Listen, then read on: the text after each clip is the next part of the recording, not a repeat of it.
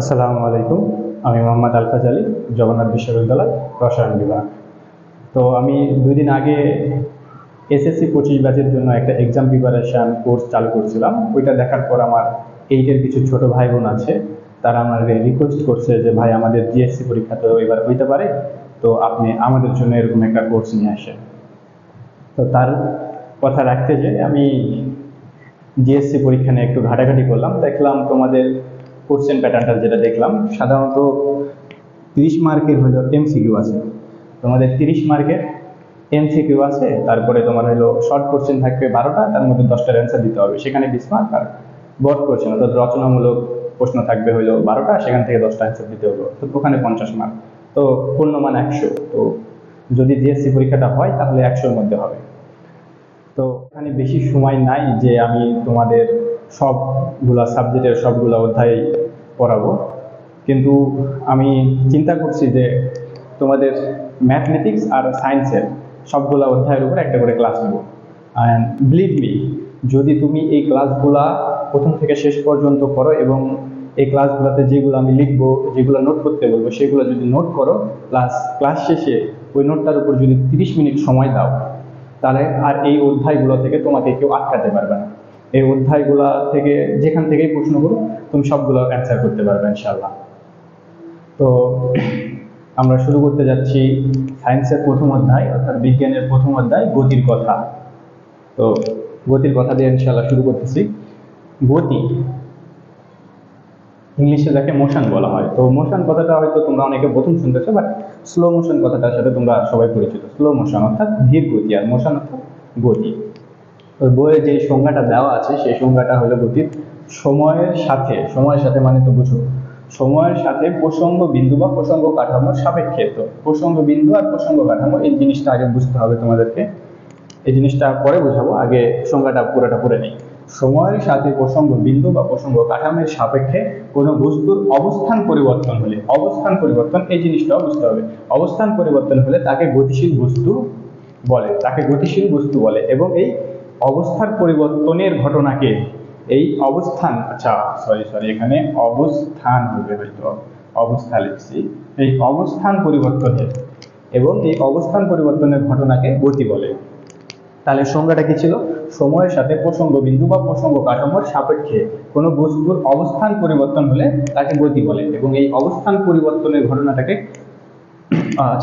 গতিশীল বস্তু বলে, আর এই অবস্থান পরিবর্তনের ঘটনা থেকে গতি বলে। তো প্রসঙ্গ বিন্দু কি জিনিস? প্রসঙ্গ বিন্দু বা প্রসঙ্গ কাঠামো এই জিনিসটা কি জিনিস? যে কোনো বস্তুর অবস্থান অবস্থান নির্ণয়ের জন্য আমাদেরকে কি করতে হবে? একটা স্থির বস্তুর সাপেক্ষে সেটার অবস্থান বলতে হবে। যেমন ধরো এখানে একটা মানুষ আছে, এই ধরো একটা মানুষ, তো এই মানুষটা কোথায় অবস্থান করতেছে এখন কিন্তু আমরা বলতে পারবো না যে কোথায় অবস্থান করতেছে, বাট এখানে একটা আমরা গাছ আঁকাইলাম, তাহলে আমরা বলতে পারবো এই মানুষটা গাছ থেকে পূর্ব দিকে 5 মিটার পূর্ব দিকে অবস্থান করতেছে। তো এই গাছটা যার সাপেক্ষে আমি এই মানুষটার অবস্থান বললাম, এই গাছটা হলো প্রসঙ্গ কাঠামো। আর এই গাছ তো একটা বিন্দু দিয়ে গঠিত না, এই গাছ তো অনেকগুলা বিন্দু দিয়ে গঠিত। গাছের অর্থাৎ প্রসঙ্গ বিন্দু যে কাঠামোর মধ্যে থাকে সেটা হলো প্রসঙ্গ কাঠামো।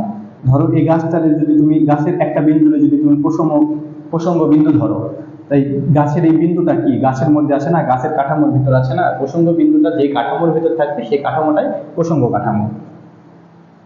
তাহলে এই গাছের এই বিন্দুটা গাছের কাঠামোর ভিতর আছে, তাহলে প্রসঙ্গ বিন্দুটা এই গাছের কাঠামোর ভিতর আছে, অর্থাৎ এই গাছটাকে আমরা প্রসঙ্গ কাঠামো বলতে পারবো। প্রসঙ্গ কাঠামোর সাপেক্ষে কোনো বস্তুর অবস্থান নির্ণয় করতে হয়। তো প্রসঙ্গ কাঠামোটা একটা স্থির বস্তু হতে হবে। এখন তুমি গাছটারে প্রসঙ্গ কাঠামো ধরেছো, গাছটা কি আসলে স্থির? হ্যাঁ, গাছটাকে আপাত দৃষ্টিতে স্থির মনে হচ্ছে, কিন্তু গাছটা তো পৃথিবীর ভিতর আছে। পৃথিবী কি স্থির? পুরো পৃথিবী যখন ঘুরতেছে তখন পৃথিবীর ভিতরে একটা গাছকে তুমি কিভাবে স্থির বলতে পারো? পুরো পৃথিবী যখন ঘুরতেছে তখন পৃথিবীর ভিতরে একটা গাছকে তুমি কিভাবে স্থির বলতে পারো? এখন তুমি বলতে পারো যে ভাই, তাহলে পৃথিবী যখন ঘুরতেছে সূর্যকে কেন্দ্র করে তো পৃথিবী ঘুরতেছে, তাহলে পরে সূর্যটা স্থির। তখন সূর্যটা কিভাবে স্থির হয়? যখন সৌরজগৎ পুরোটাই গ্যালাক্সিতে ঘুরতেছে। এখন তুমি বলতে পারো ভাই তাহলে গ্যালাক্সিটাকে স্থির বলা যেতে পারে। এখন গ্যালাক্সিটা কিভাবে স্থির হবে? যখন মহাবিশ্ব প্রতিনিয়ত প্রসারিত হচ্ছে আর তার জন্য গ্যালাক্সিটা প্রতিনিয়ত ছুটাছুটি করতেছে, অত কিছু চিন্তা করার দরকার নাই, কোনো কিছু পৃথিবীতে স্থির না, সবকিছুই আপেক্ষিকভাবে স্থির। এই অধ্যায়টার প্রথমে আমি কনসেপ্টগুলো ক্লিয়ার করে দেব, তারপরে যে সূত্রগুলো আছে সেই সূত্রগুলো সব লিখে দিব, তারপরে ওই সূত্রগুলো থেকে যে যে ধরনের ম্যাথ আসতে পারে, যত ধরনের ম্যাথ আসতে পারে সবগুলা ইনশাআল্লাহ সলভ করায় দেব। তোমরা শুধু সাথেই থাকো। তাহলে গতিটা বললাম, গতির সংজ্ঞাটা দেখলাম। এখন স্থিতি গতির একদম বিপরীত জিনিস। যা গতির সংজ্ঞা যা ছিল, স্থিতির সংজ্ঞা সে একই জিনিস, শুধু সময়ের সাথে প্রসঙ্গ বিন্দু বা প্রসঙ্গ কাঠামো সাপেক্ষে কোনো বস্তুর অবস্থানের পরিবর্তন না হলে, গতির সংজ্ঞায় কি ছিল? অবস্থানের পরিবর্তন হলে। আর স্থিতির সংজ্ঞায় অবস্থানের পরিবর্তন না হলে তাকে স্থিতিশীল বস্তু বলে।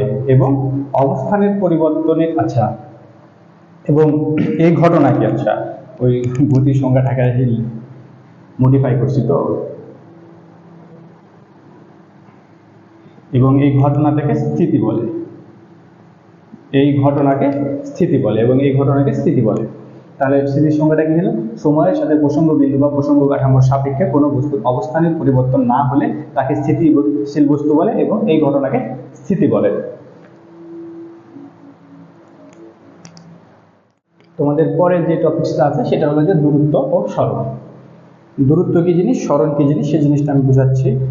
এই ধরো একটা বস্তুর আদি অবস্থান, এই বস্তুটা এমনি এমনি এমনি এমনি এমনি এমনি রাস্তা দিয়ে দিয়ে এই অবস্থানে এসে পৌঁছাইছে। এখন দূরত্বের সংজ্ঞায় বলছে যে কোনো বস্তুর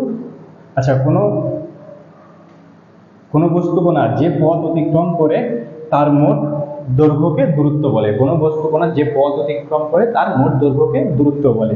তাহলে এই যে একটা বস্তু এই অবস্থান থেকে তোমার এই পথ এই পথ এই পথ এই পথ অতিক্রম করে বি অবস্থানে পৌঁছাইছে, এটার যে মোট দৈর্ঘ্য, এটার মোট দৈর্ঘ্য ধরো 5 কিলোমিটার। এই 5 কিলোমিটার, এই যে এই পথটা পুরো পথটা অতিক্রম করলো, এই পুরো পথটা 5 কিলোমিটার দৈর্ঘ্য ধরো। তো এই 5 কিলোমিটারটা হলো এই বস্তুর দূরত্ব। আর সরণের সংজ্ঞায় কি বলছে? যে সরণটা হলো কোনো বস্তুর আদি অবস্থানে ও শেষ অবস্থানের মধ্যবর্তী সরলরৈখিক দূরত্বকে সরণ বলে। অর্থাৎ আদি অবস্থান এইটা, শেষ অবস্থান এইটা, এইটার আর এইটার মধ্যে সরলরৈখিক যে দূরত্বটা, এই সরলরৈখিক যে দূরত্বটা, এটা ধরো 1 কিলোমিটার। এই সরলরৈখিক দূরত্বটা হলো সরণ। সরণ সবসময় দূরত্ব থেকে ছোট হয়, সরণ সবসময় দূরত্ব থেকে ছোট হয়। সর্বোচ্চ হলে দূরত্ব সমান হইতে পারবে, কিন্তু সরণ কখনো দূরত্ব থেকে বড় হইতে পারবে না। আবার দূরত্ব সবসময় সরণ থেকে বড় হয়, সর্বোচ্চ ছোট হইলে সরণের সমান হইতে, কিন্তু সরণ থেকে বেশি ছোট দূরত্ব হইতে পারবে না। তো এই জিনিসটা আসলে সরণ আর দূরত্ব কনসেপ্ট আশা করি বোঝানো গেছে। বেগ পরিবর্তনের হার, বেগটা কত দ্রুত পরিবর্তন হচ্ছে, একক সময়ে বেগটা পরিবর্তনের হারটাই হলো ত্বরণ। তো এখানে যা আছে, সময়ের সাথে বেগ বৃদ্ধির হারকে ত্বরণ বলে। এই সংজ্ঞাটাতেও হার আছে, অর্থাৎ হার, এই সংজ্ঞাটাও হার আছে, এই সংজ্ঞাটাতেও হার আছে। এখান থেকে আমরা এই ত্বরণের সূত্রটাও বের করে ফেলতে পারবো। দেখো, বেগ বৃদ্ধি এই কথাটার সাথে হার আছে, তাহলে যে কথাটার সাথে হার থাকবে সেই কথাটাকে আমরা সময় দিয়ে ভাগ করে দেব। যে কথাটার সাথে হার থাকবে সেই কথাটাকে আমরা সময় দিয়ে ভাগ করে দেব। তাহলে পরে তোমার হলো যে বেগ, যে কথাটার সাথে হার থাকবে সেই কথাটা সময় দিয়ে ভাগ করে দেব। তো বেগ বৃদ্ধি এই জিনিসটা আমরা সময় দিয়ে ভাগ করে দেব। তাহলে ত্বরণের সূত্রটাই দেখো, ত্বরণকে এ দ্বারা প্রকাশ করা হয়। আমরা বেগ বৃদ্ধিটা সময় দিয়ে ভাগ করে দিচ্ছি, বেগ বৃদ্ধিটাকে সময় দিয়ে ভাগ করে দিচ্ছি, তাহলে ত্বরণের সূত্রটা পেয়ে যাবো। এখন বেগ বৃদ্ধি জিনিসটা কি? কোনো কিছু বৃদ্ধি বা হ্রাস পাইছে, এই জিনিসটা কেমনে বুঝবা? ধরো একটা কলমের দাম আজকে 5 টাকা ছিল, কালকে 6 টাকা হয়ে গেছে, অর্থাৎ জিনিসটা বৃদ্ধি পাইছে। এখন কতখানি বৃদ্ধি পাইছে সে জিনিসটা বের করবা কেমনে? কলমের মূল্য কতখানি বৃদ্ধি পাইলো সে জিনিসটা বের করবা কেমনে? কলমের মূল্য তোমার হলো যে আজকে 5 টাকা ছিল, আগামীকাল 6 টাকা হয়েছে, তাহলে তুমি 6 থেকে 5টা বিয়োগ দিবা, তাহলে 1 টাকা বৃদ্ধি পাইছে, এই জিনিসটা বের করলাম। অর্থাৎ পরের দামটা থেকে আগের দামটা বিয়োগ দিবা। তো এখানে বেগ বৃদ্ধির জিনিসটা ওইটা, শেষ যে বেগটা পাবো সেই বেগটা থেকে আদি যে বেগটা, সেই বেগটা বিয়োগ দিলে বেগ বৃদ্ধি জিনিসটা পেয়ে যাবো। তো শেষ বেগকে আমরা ভি দ্বারা প্রকাশ করি, শেষ বেগটা ভি দ্বারা প্রকাশ করি, আর আদি বেগটা ইউ দ্বারা প্রকাশ করি, অর্থাৎ বেগ বৃদ্ধি পাবো শেষ বেগ বিয়োগ আদি বেগ, শেষ বেগ বিয়োগ আদি বেগ, এই জিনিসটা করলে আমরা বেগ বৃদ্ধি পাবো। তো এখানে বেগ বৃদ্ধি equal to v minus u, বেগ বৃদ্ধি equal to v minus u, বেগ বৃদ্ধি equal to v minus u. তাহলে ত্বরণের যে সংখ্যাটা, ত্বরণের যে সূত্রটা কি ছিল, বেগ বৃদ্ধি ডিভাইডেড বাই সময়। তাহলে পেলে বেগ বৃদ্ধিটা তোমার v minus u divided by t. বেগ বৃদ্ধির মান এখানে বসায় দিচ্ছি, এই যে এখানে বেগ বৃদ্ধির মানটা বের করলাম ভি মাইনাস ইউ, এখানে বেগ বৃদ্ধির মানটা ভি মাইনাস ইউ বসায় দিলাম, তারপরে সময়কে টি দ্বারা প্রকাশ করা হয়, টি লিখে দিলাম। তো তাহলে পরে ত্বরণের সূত্রটা কি পাইতেছো, a equal v minus u divided by t. অর্থাৎ সংজ্ঞা থেকে দেখো সূত্রটা চলে আসলো, কিন্তু সময়ের সাথে বেগ বৃদ্ধির হারকে, অর্থাৎ বেগ বৃদ্ধি ডিভাইডেড বাই বেগ বৃদ্ধিটা সময় দ্বারা ভাগ দিয়েছি, বেগ বৃদ্ধিটা সময় দ্বারা ভাগ দিয়েছি, এটা কি এই পুরোটা হলো বেগ বৃদ্ধিটা সময় দ্বারা ভাগ দিয়েছি, তাহলে কি পেলাম, ত্বরণ পাইলাম। এখন আমরা ত্বরণের একক আর মাত্রাটা দেখবো। আশা করছি বক্সের এই জিনিসটা কিন্তু মুখস্থ রাখতে হবে। আচ্ছা, ত্বরণকে প্রকাশ করা হয় এ দ্বারা, এই যে কোন জিনিসটা কি দ্বারা প্রকাশ করা হইতেছে এটা কিন্তু মনে রাখতে হবে। সরলকে এস দ্বারা, দূরত্বকে ডি দ্বারা, বেগকে ভি দ্বারা, তারপরে ত্বরণকে এ দ্বারা। তো আদি আবার হলো শেষ বেগকে ভি দ্বারা, আদি বেগকে ইউ দ্বারা, এই জিনিসগুলো মনে রাখতে হবে কিন্তু। তাহলে পরে ত্বরণকে এ দ্বারা প্রকাশ করা হয়। ত্বরণের যে সূত্রটা ছিল সেই সূত্রটা থেকে আমরা হইলো যে তোমার কি বলে এককটা বের করব। তাহলে বেগ থেকে বেগ বিয়োগ করলে কি থাকে বলো, বেগ থেকে বেগ বিয়োগ করলে বেগই থাকে। আচ্ছা, একটা হলো যে তুমি চিন্তা করো যে 5 মিটার থেকে আমরা 2 মিটার বিয়োগ দিলাম, যে অ্যান্সারটা আসলো সেটা কি 3 মিটার, এককটা কি আসলো, মিটারই আসলো। তো এখানে যেই শেষ বেগটা পাবো সেটা একটা বেগের এককই আসবে, আবার আদি বেগটা যেটা ছিল সেটাও একটা বেগের এককই থাকবে। তো ওই বেগ থেকে বেগটা বিয়োগ দিলে বেগই থাকবে। তো উপরে যে এককটা বসাবো সেটা বেগের একক, তারপর নিচে সময়ের এককটা বসাইলাম। কারণ সময়ের এককটা বসানোর পরে এই জিনিসটা এখানে থাকলো, তো এটা যখন উপরে উঠে আসবে, এটা ভাগ আকারে আছে, তো নিচে এটা ভাগ আকারে আছে, এটা যখন উপরে উঠে আসবে এটার উপরে একটা -1 আসবে, তাই না? আমরা তো দেখছি এর আগেও। তো এটা যখন উপরে উঠে আসলো, এখানে ভাগ ছিল গুণ হয়ে গেল, আর এটার উপরে +1 ছিল, এখানে উপরে কিছু নাই মানে কি +1 আছে, এটা -1 হয়ে গেল। এই জিনিসটা বুঝছো তো ক্যালকুলেশনটা? এখানে কিছু নাই মানে কি একটা 1 আছে, তো এইটা ভাগ আছে, এই ভাগটাকে আমরা গুণে পরিণত করলাম, তাহলে এই জিনিসটা উপরে উঠে আসলো।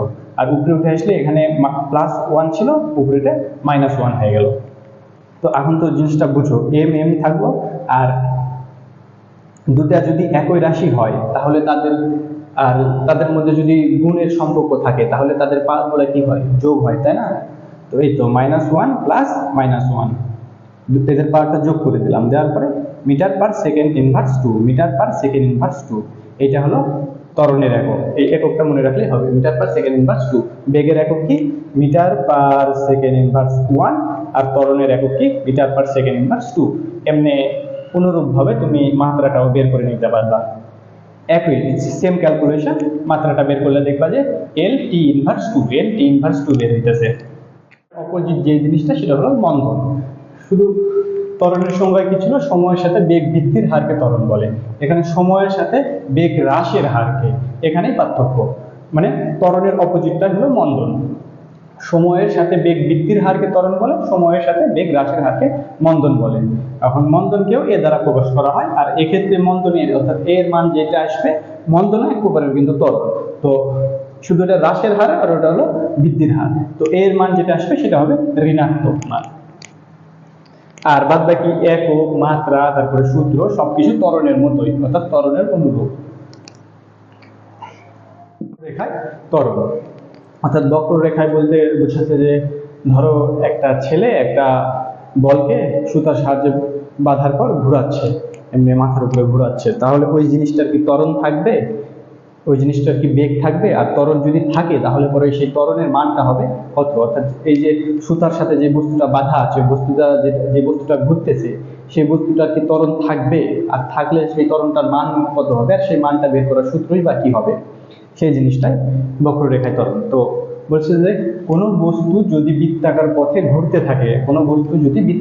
ঘুরতে থাকে, তবে ওই বস্তুর বেগের দিক হবে, অর্থাৎ বেগের দিকটা, কোনো বস্তু যখন বৃত্তাকার পথে ঘুরবে তখন তার তো একটা নির্দিষ্ট বেগ আছে, ওই বেগের দিকটা হবে বৃত্তাকার পথের স্পর্শক বরাবর। বৃত্তাকার পথের স্পর্শক বরাবর বেগের দিকটা হবে বৃত্তাকার পথের স্পর্শক বরাবর। এখন একটা বৃত্তের স্পর্শক কি? স্পর্শক হলো বাইরে থেকে কোনো সরল রেখা যদি বৃত্তের পরিধিকে ছেদ করে, পরিধির কোনো বিন্দুকে ছেদ করে, বাইরে থেকে, বৃত্তের বাইরে থেকে কোনো সরল রেখা যদি বৃত্তের পরিধির কোনো বিন্দুকে ছেদ করে, তাহলে সেটাকে বৃত্তের স্পর্শক বলা হয়। এটা তো জানোই আশা করছি। তো ধরো এখানে একটা বালক দাঁড়াই আছে, সে একটা সুতা, এটা হলো সুতা, সুতার সাহায্যে একটা তোমার হলো বস্তুরে বাঁধছে, বাঁধার পর এইটারে ঘুরাচ্ছে। তো এইটা এই পথে ঘুরতেছে, এই বৃত্তাকার পথে ঘুরতেছে, এই বৃত্তাকার পথে বস্তুটা ঘুরতেছে। তো এই বৃত্তাকার পথে ঘুরতেছে, এই সুতার দৈর্ঘ্য আর ব্যাসার্ধটা এক সেম হয়ে গেল, তাই না? এটা তো ব্যাসার্ধ বৃত্তের, আর এটাই কিন্তু সেই সুতার দৈর্ঘ্যটা। সুতাটা কিন্তু এর থেকে এই পর্যন্ত আছে, তাই না? এখান থেকে এই পর্যন্ত সুতাটা আছে, আর এই সুতার দৈর্ঘ্য আর ব্যাসার্ধটা সেম। আর এই বস্তুটা যে ঘুরাচ্ছে, এই বস্তুটার বেগ ধরো ভি। হ্যাঁ, এখন প্রথমে ভি এর দিকটা হলো এইদিকে। কারণ বেগ আমরা কি বলছিলাম বলতো? বেগ হলো স্কেলার, বেগ হলো ভেক্টর রাশি, আর দ্রুতি হলো স্কেলার রাশি। বেগ প্রকাশের জন্য মান আর দিক দুটাই প্রয়োজন করবে। তাহলে এটা হলো বেগের একটা, ধরো ভি একটা নির্দিষ্ট মান আছে আর দিকটা স্পর্শক বরাবর। এখন এই বস্তুটা যখন ঘুরতে ঘুরতে এখানে আসবে, তখন এই যে দিকটা হবে, বেগের দিকটা হবে এই দিক। আবার ঘুরতে ঘুরতে যখন এখানে যাবে, তখন বেগের দিকটা হবে এই দিকে। আশা করি বুঝতেছ।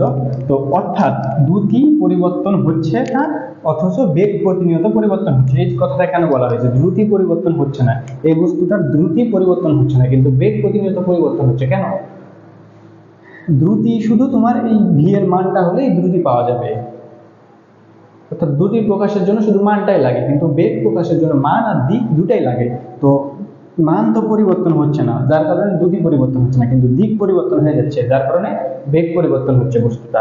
তো এখানে যদি তোমরা সিম্পল একটা ক্যালকুলেশন জানতা, ক্যালকুলাস সম্বন্ধে যদি তোমাদের ধারণা থাকতো, তাহলে এখান থেকে সহজেই সূত্রটা বের করে ফেলতে পারতাম। তো দুর্ভাগ্যবশত ক্যালকুলাস সম্বন্ধে তোমাদের কোনো ধারণা নাই। তো সূত্রটা আমি ডিরেক্ট লিখে দিতেছি।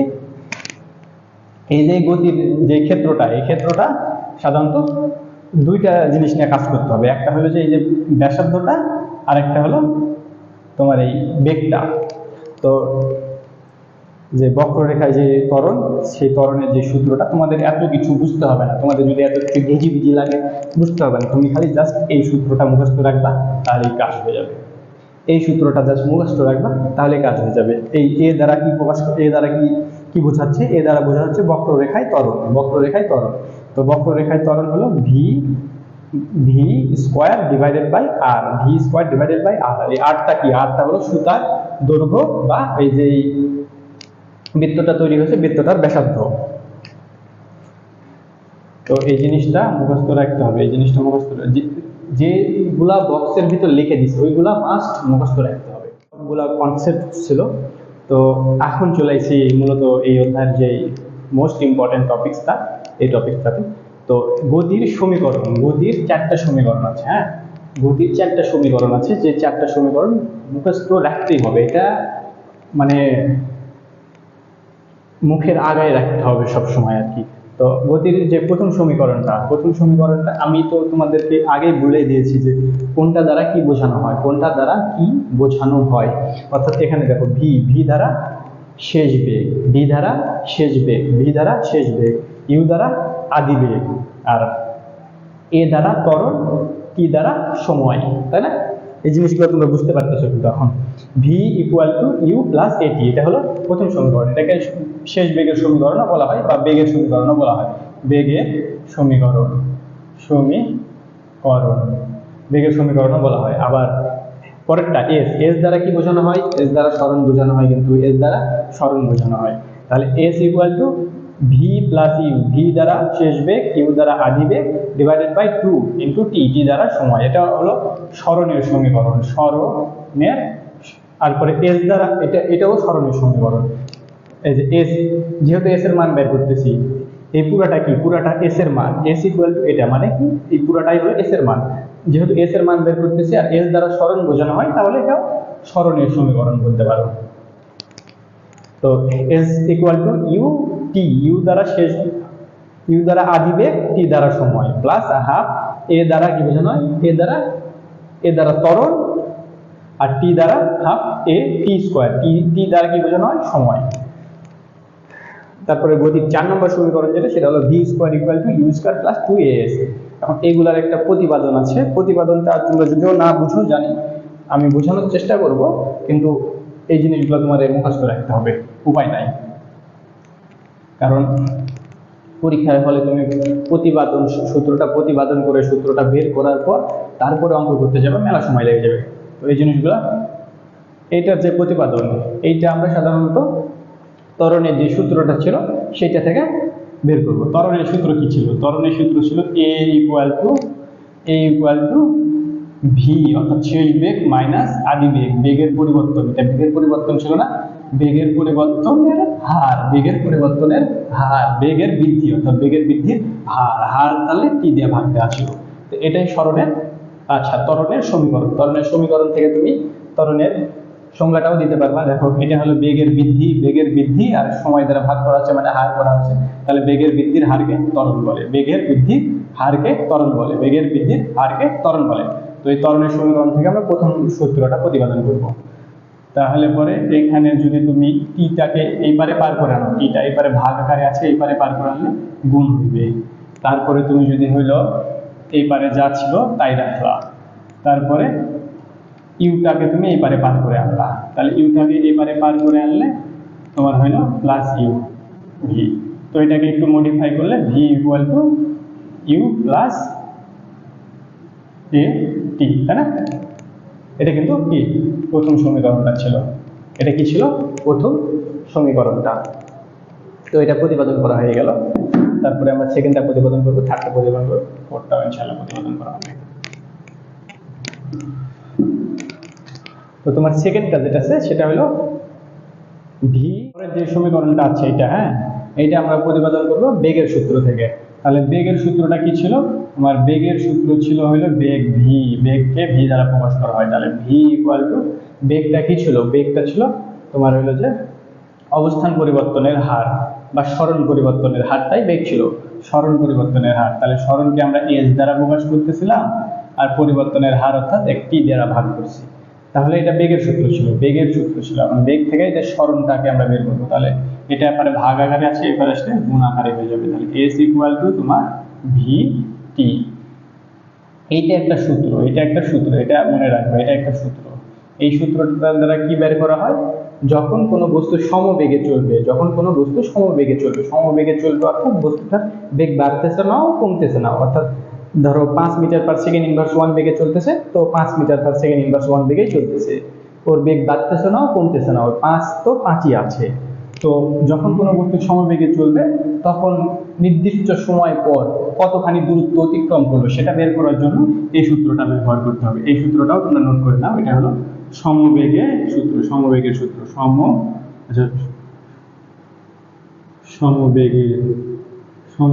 ক্ষেত্রে এই সূত্রটা ব্যবহার করা হয় সমবেগের ক্ষেত্রে। হ্যাঁ, এখন এই জিনিসটাই আমরা এখান থেকে হলো যে এই সূত্রটা প্রতিপাদন করব। তাহলে এস তো আছেই, এখন এই যে ভিটা যদি গড় বেগ ধরি, গড় বেগ ধরলে কি হবে? তোমার গড় বেগের ক্ষেত্রে আদি বেগ প্লাস শেষ বেগ, এই যে দুটা বেগ গড় কিভাবে বের করে সেটা তো জানোই। দুটা বেগ নিয়েছি, তাহলে দুই দিয়ে ভাগ করতে হবে, অর্থাৎ 2 দিয়ে ভাগ করতে হবে। আর এখানে টি তো গুণ আকারে আছে, দেখো এই সূত্রটা চলে আসছে, কিন্তু ভি কে আমরা গড় বেগ নিয়েছি আর এই সূত্রটা চলে আসছে, s equal to you plus v divided by 2 into t, তাই না? এই সূত্রটা চলে আসছে। এই সূত্র থেকে আবার এখান থেকে আমরা আবার এই 3 নম্বরটা প্রমাণ করব। এটা কি? এটা হলো 2 নম্বরটা প্রমাণ হলো, তাই না? এখান থেকে 3 নম্বরটা, কারণ 3 নম্বরটাতেও এস এর মানই চাইছে। তো 3 নম্বরটা প্রমাণ করতে গেলে আমরা এখানে ভি এর মান যেটা, এই যে ভি এর মান কিন্তু আবার হলো প্রথম সূত্রেতে ভি এর মান দেওয়া আছে ইউ প্লাস এটি, এই ইউ প্লাস এটিটা বসায় দেবো। ভি এর মান হলো ইউ প্লাস এটি, এই ভি এর মানটা বসাইতে, ইউ তো আগে থেকে ছিল, এই ইউটা এই ইউ, আর ভি এর মানটা বসাইলাম 1 নম্বর সমীকরণ থেকে, তাই না? এই সবগুলা নিচে 2 ছিল, আর এখানে গুণ আকারে একটা টি ছিল। তো এখানে কি আসলো? ইউ প্লাস ইউ অর্থাৎ 2 ইউ, এপারে কি আসলো? এ টি, এটা ডিভাইডেড বাই 2 থেকে গেল, আর এইখানে একটা টি গুণ আকারে থাকলো। তাহলে এইটা এই 2টা তোমার 2u এর নিচেও লেখা যাবে, আবার প্লাস দিয়ে এটি এর নিচেও এই 2টা লেখা যাবে, আর এখানে একটা গুণ আকারে টি থেকেই গেছে। তো এই 2 আর এই 2 কেটে গেল, তাহলে এখানে কি থাকলো, ইউ থাকলো, আর প্লাস এখানে হলো হাফ, 2টাকে আমরা হাফ আকারে লিখলাম কারণ 2টা নিচে আছে, কোনো কিছুর নিচে 2 থাকলে সেটাকে আমরা হাফ আকারে লিখতে পারি, এটি। এই তো আচ্ছা ইউটি লিখছি, আচ্ছা ইউটি না ইউ আছে, আর এখানে গুণ আকারে টি থেকে গেছে। এখন এই টিটা দিয়ে পুরোটা গুণ করে দিব, তাহলে ইউ এর সাথেও টি আসবে, প্লাস তোমার হাফের সাথে এই টি, এখানে একটা এই টি এর সাথে এই টি গুণ হলে স্কোয়ার। তাহলে দেখো এই সূত্রটা, এটা হলো 3 নম্বর সূত্র পেয়ে গেলাম, 3 নম্বর সূত্র পেয়ে গেলাম, এটা হলো 3 নম্বর সূত্রের প্রতিপাদন। এখন শুধু বাকি থাকলো 4 নম্বরটা। তো 4 নম্বরটা আমরা হইলো প্রথম সূত্রটা থেকে প্রমাণ করব। 4 নম্বরটা, হ্যাঁ, প্রথম সূত্রটা কি ছিল বলো? প্রথম সূত্রটা ভি, 4 নম্বর সূত্রের প্রতিপাদন, বুঝছো? প্রথম সূত্রটা ছিল ভি, আচ্ছা ভি ইকুয়াল টু 4 নম্বরে দেখো কিন্তু ভি স্কোয়ার আনতে হবে, অর্থাৎ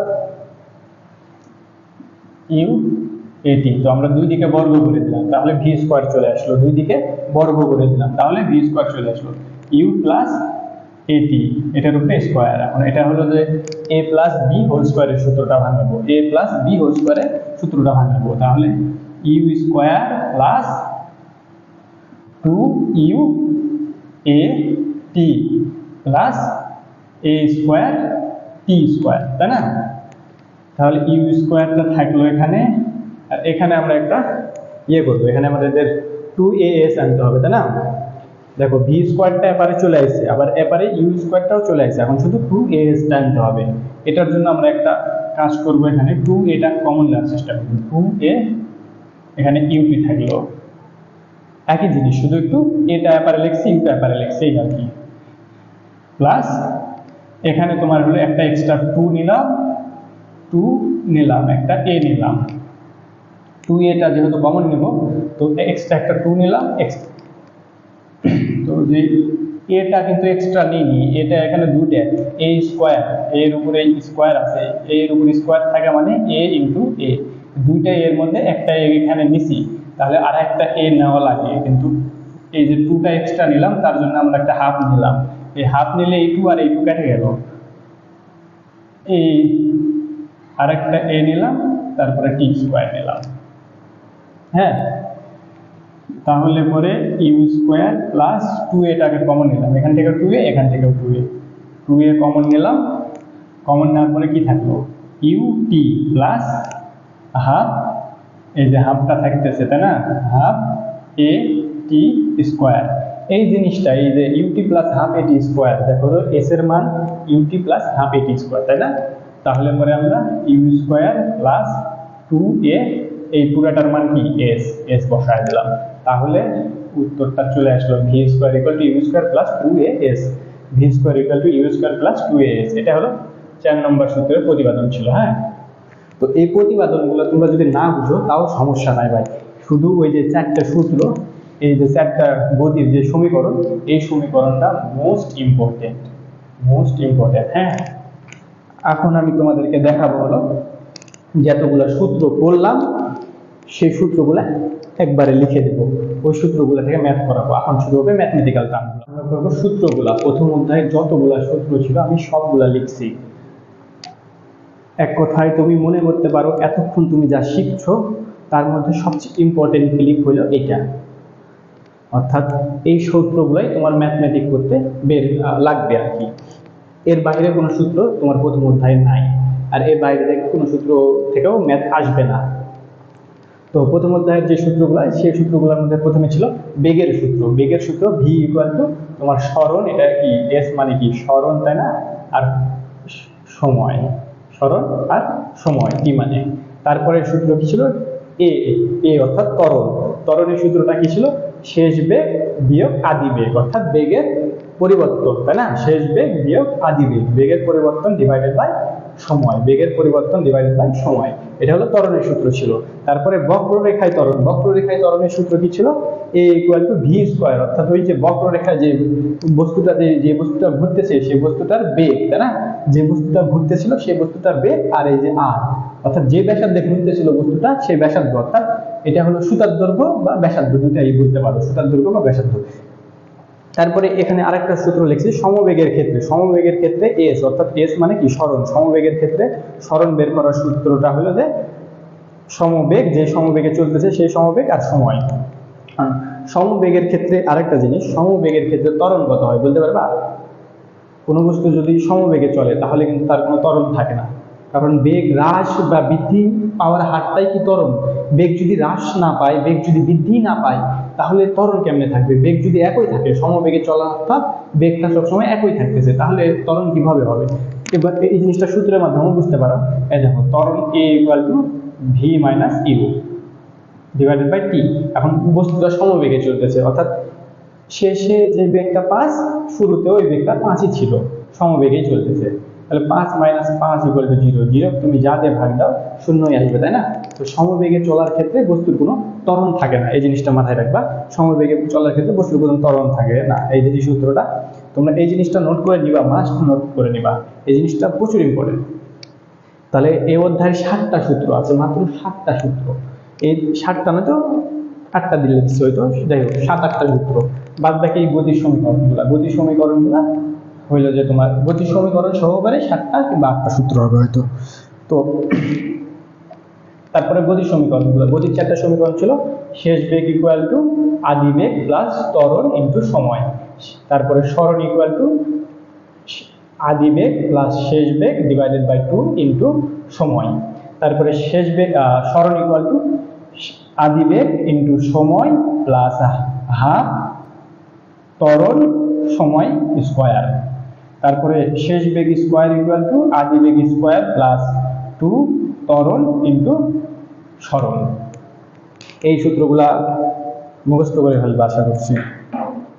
সূত্র তোমাদেরকে দেখায় দিলাম বা বুঝাইলাম, সেই 7টা সূত্র থেকে 7 টাইপের ম্যাথ করাবো। ওই ম্যাথগুলো তোমরা যদি ভালো করে বুঝো তাহলে এই অধ্যায় থেকে যেই টাইপেরই ম্যাথ দিক না কেন ইনশাল্লাহ তুমি পারবা। তো এখানে বলছে যে 2 ঘন্টা সময়ে অতিক্রান্ত দূরত্ব 9 কিলোমিটার, 2 ঘন্টা সময়ে অতিক্রান্ত দূরত্ব 9 কিলোমিটার, তাহলে দ্রুতি কত?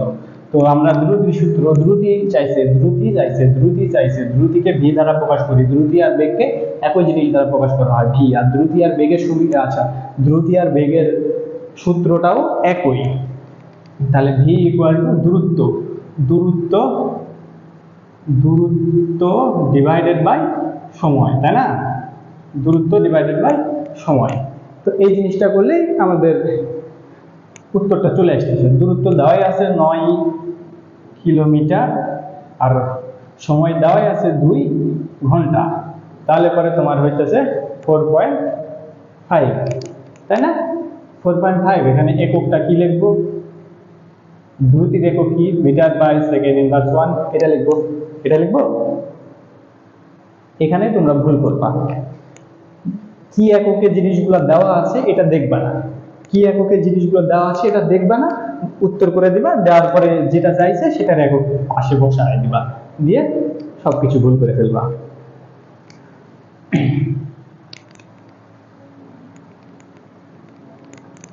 এখানে দূরত্বটা কি এককে দেওয়া আছে? কিলোমিটার, কিন্তু দূরত্বের একক কি?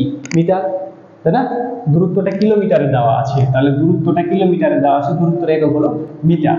তাহলে এই 9 কিলোমিটার ইকুয়াল টু তোমার হলো 9 ইন্টু 1000, অর্থাৎ 9000 মিটার। এই যে মিটারে প্রকাশ করে দিলাম, তারপরে আমরা বসাবো মানটা। তারপরে 2 ঘন্টা দেওয়া আছে। 2 ঘন্টা মানে কি?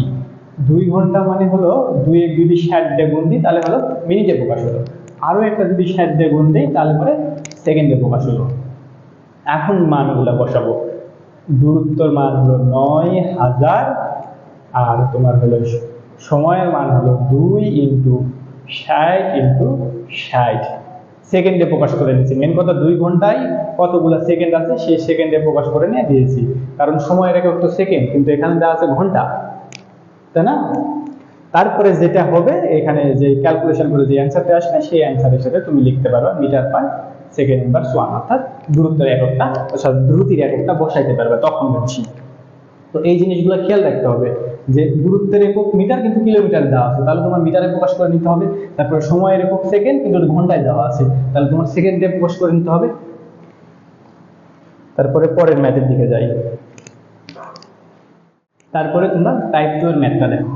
টাইপ 2 এটা হলো TYP টাইপ 2। এখান থেকে আমরা 7টা কিংবা 6টা টাইপের ম্যাথ করাবো। জাস্ট ওই টাইপগুলা তুমি ভালোভাবে বুঝলে এখান থেকে যেই টাইপ থেকে ম্যাথ দিক নেয় তুমি পারবা। তো টাইপ 2 হলো যে কোনো বস্তুর আদিবেগ দেওয়া আছে, আদিবেগ দেওয়া আছে কত? 10। তারপরে এর উপর 10 নিউটন বল প্রয়োগ করে 5 সেকেন্ড পরে বস্তুটির বেগ হলো 20 মিটার পার সেকেন্ড ইনভার্স 1। অর্থাৎ আদি বেগ অর্থাৎ ইউ এর মানটা দেওয়া আছে, ভি এর মানটা দেওয়া আছে, সময়ের মানটা দেওয়া আছে, আবার এফ অর্থাৎ ফোর্সের মানটাও দেওয়া আছে। এখন বলছে ত্বরণ কত, ত্বরণ কত। এখন তোমরা প্যাঁচ লাগায় ফেলবা যে এই যে নিউটনে যে বলটা দেওয়া আছে এটারে কি করব, ওই জিনিসটা কি করব, এই জায়গায় তোমরা প্যাঁচ লাগায় ফেলবা। আরে ভাই ওইটা দেখতে হচ্ছে কেন, আগে ত্বরণ বের করতে বলছে, আমরা ত্বরণের সূত্রটা লিখে ফেলবো। ত্বরণের সূত্রটা কি ছিল? A = V - U / T। এখন দেখবো যে এই ভি ইউ টি এইগুলো দেওয়া আছে নাকি। তাহলে তোমার পেলো যে ইউ এর মান দেওয়া আছে 10, তারপরে ভি এর মান দেওয়া আছে 20, তারপরে তোমার হলো যে টি এর মান দেওয়া আছে 5, টি এর মান দেওয়া ছিল 5 সেকেন্ড। এগুলো কি, এগুলো একক, কোন এককে দেওয়া আছে সেটাও দেখতে হবে। মিটার পার সেকেন্ড ইনভার্স 1 এককে দেওয়া আছে, মিটার পার সেকেন্ড ইনভার্স 1 এককে দেওয়া আছে, সেকেন্ড এককে দেওয়া আছে, অর্থাৎ যে এককটা মেন সেই এককেই দেওয়া আছে, কোনো পরিবর্তন করতে হচ্ছে না। তাহলে বলবো ভাই এই 10-এর কি কাজ? এই 10-এর কোনো কাজ নেই, ওটা শুধু কনফিউজ করার জন্য দেওয়া আছে। এই 10-এর কোনো কাজ নেই, এইটা শুধু কনফিউজ করার জন্য দেওয়া আছে। তোমাকে ত্বরণ বের করতে বলছে, ত্বরণের সূত্র তুমি বসাইছো, বসানোর পর যে এলিমেন্টগুলো লাগবে সেই এলিমেন্টগুলো দেওয়া আছে, তুমি সূত্রে শুধু মান বসাবা আর অ্যান্সার করে ফেলবা, মান বসাবা আর অ্যান্সার করে ফেলবা। তাহলে 10 / 5, তাহলে অ্যান্সার আসতেছে 2।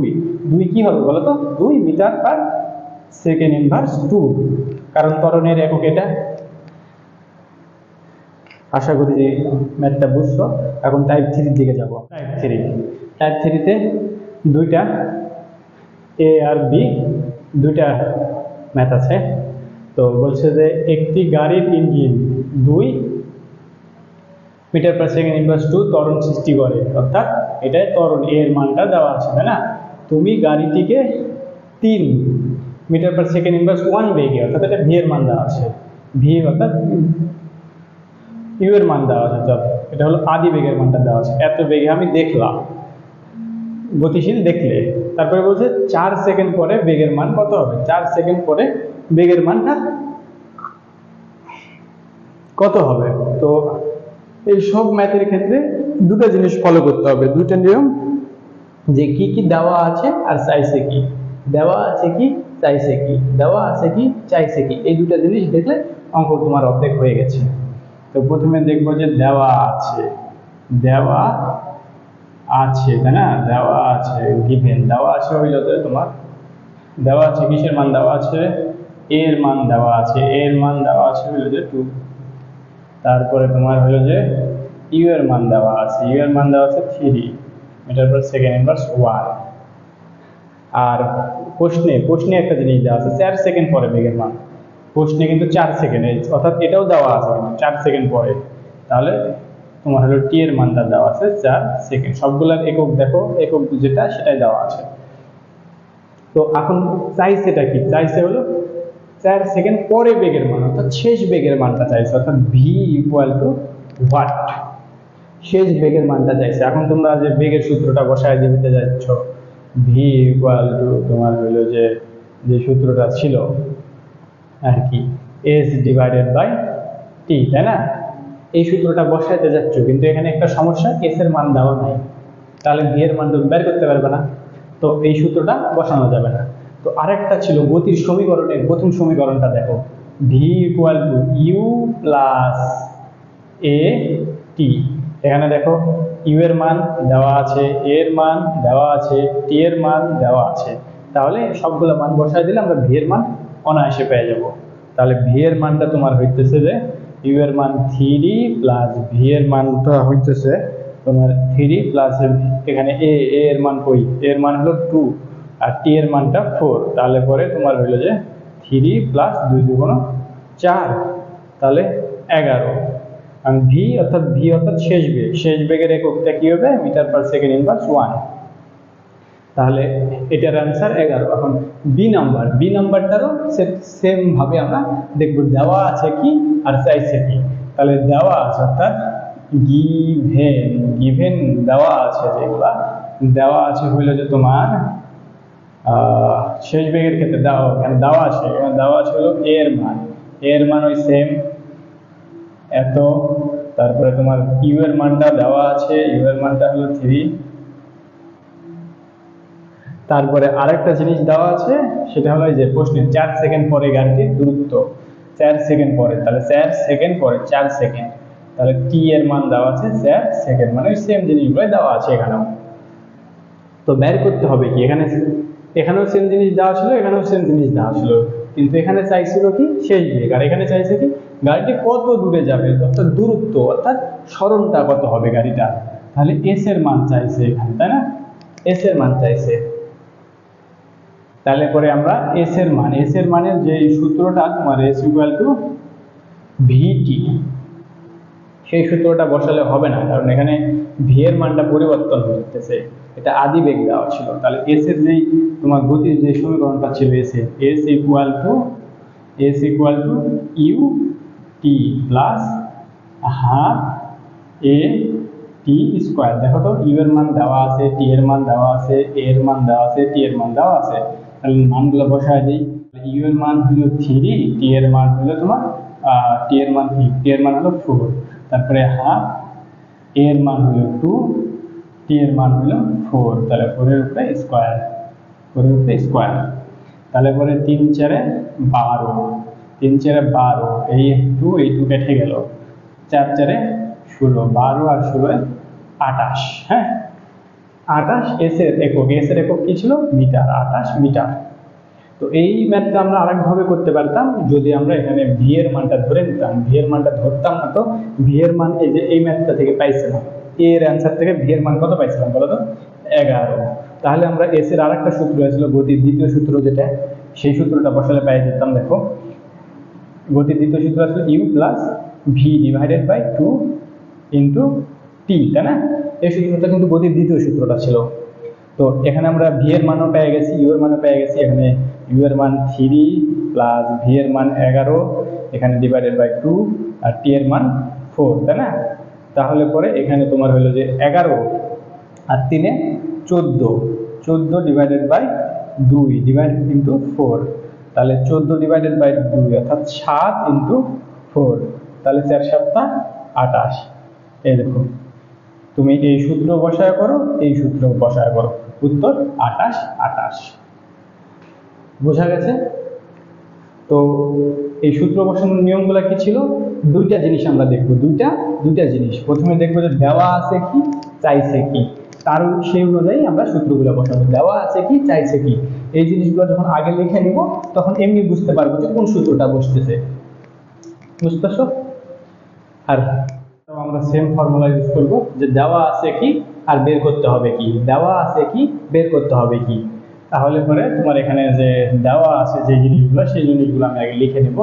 দেওয়া আছে হলো যে একটি পাথরের টুকরা 10 মিটার পার সেকেন্ড ইনভার্স 2 ত্বরণ নিয়ে, তাহলে ত্বরণটা দেওয়া আছে, ত্বরণটা হলো দেওয়া আছে, তাই না, নিয়ে নিচে পড়ছে। শুরুতে এত বেগ নিয়ে, শুরুতে 2 মিটার পার সেকেন্ড ইনভার্স বেগ নিয়ে শুরু করে, অর্থাৎ শুরুর বেগটা হলো আদি বেগ শুরুতে, অর্থাৎ ইউ এর মান দেওয়া আছে, এত শুরুতে এত বেগ নিয়ে শুরু করে 3 মিটার দূরত্ব অতিক্রম করার পর, 3 মিটার দূরত্ব অর্থাৎ সরণের মানটা দেওয়া আছে 3 মিটার, অতিক্রম করার পর বেগ কত, অর্থাৎ পরের বেগটা চাইছে, পরের বেগটা কি ভি, অর্থাৎ শেষ বেগটা কি, তাই না। তো শেষ বেগের যে সূত্রগুলো ছিল, শেষ বেগের সূত্রগুলো কি ছিল বলতো। শেষ বেগের সূত্র ভি ইকুয়াল টু তোমার এস ডিভাইডেড বাই টি, এখানে এস এর মান তো দেওয়া আছে কিন্তু টি এর মান দেওয়া নাই, অর্থাৎ এই সূত্র ইউজ করতে পারবে না। তারপরে আরেকটা সূত্র ছিল v equal to you plus a t, এখানে তোমার হইলো যে ইউ এর মান দেওয়া আছে, এ এর মান দেওয়া আছে কিন্তু টি এর মান দেওয়া নাই, অর্থাৎ এই সূত্রও ইউজ করতে পারবে না। তাহলে আরেকটা শেষ বেগের সূত্র ছিল, আরেকটা শেষ বেগের সূত্র ছিল, ওইটা কি ছিল বলতো? V square equal to U square plus 2as। এখন দেখো তো, ইউ এর মানটা দেওয়া আছে, এ টু তো টুই, এর মানটাও দেওয়া আছে, এস এর মানটাও দেওয়া আছে, তাহলে সূত্রে আমরা বসায় দিই, তাহলে মান ইনশাল্লাহ বের হয়ে আসবে।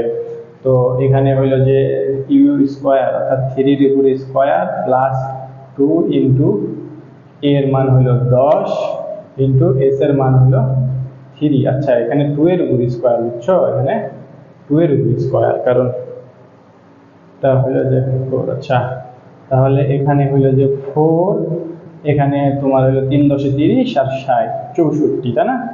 তাহলে এই যে 64, এখন কি 64 কি অ্যান্সার?